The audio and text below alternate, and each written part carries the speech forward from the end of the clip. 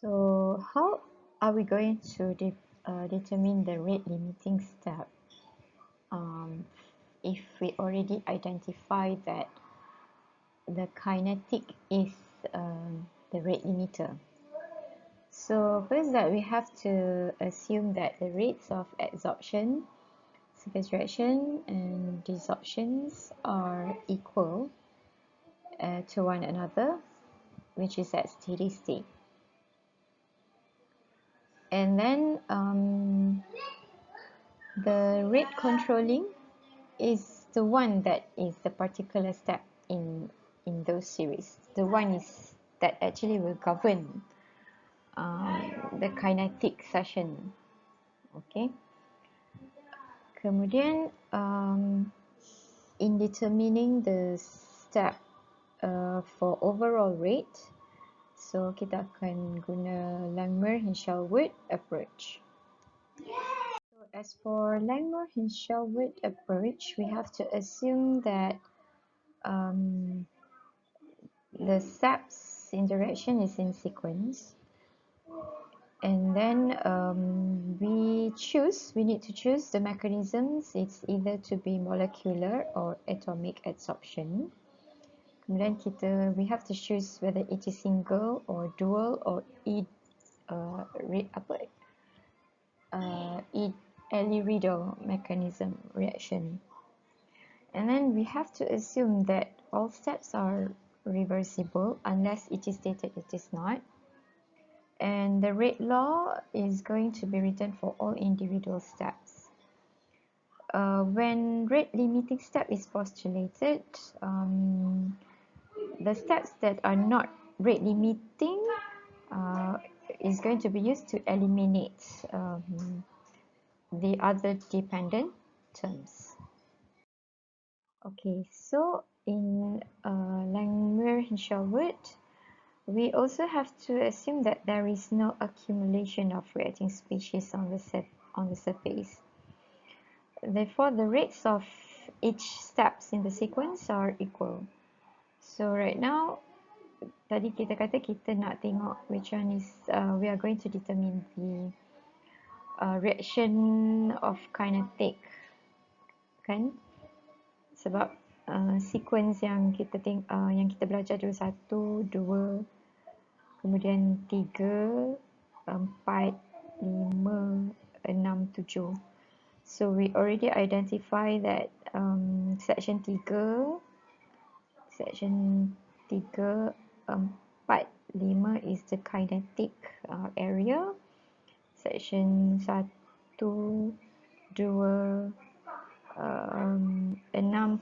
is the section of diffusion or transport area, kan? Tapi sekarang kita cakap pasal kalau this area, the kinetic reaction is the limiter, kan? So bila kita nak tahu area ni, bila kita mula-mula determine this area is the limiter, so we want to know either adsorption, surface reaction or desorption that actually determine the reaction kinetic ni. Okay, so means that first that we have to assume that the rate of adsorption is equals to the rate of surface reaction and also equal to the reaction of desorption. Kemudian the concentration of vacant site and also the concentration of occupied sites must be replaced with measurable quantities. Okay, so kita akan cakap the reaction kinetic is adsorption rate limiting if the rate constant of adsorption is so much slower, or the value of the rate constant is so small compared to the surface reaction and also desorption. So the same thing kalau kita kata it is surface reaction rate limiting for that kinetic reaction, the rate constant for surface reaction is very slow or the value is very low compared to adsorption and desorption. So the desorption rate limiting, meaning that the rate constant for desorption is very, very small or very slow in comparison with rate constant of adsorption and surface reaction. So I want you guys to have a look at formulas between page 669 and 687 in order for you to further understand. There are examples over there. There are further explanation and elaborations, because I'm afraid that this video will not giving enough for you to grasp and understand the overall purpose to find the rate kinetics using the approach of Langmuir and Hinshelwood. Okay, just for example, ini hanya example saja. Let's say kita ada example an addition of inerts on some reaction. For example, that we are going to A reactant to produce B.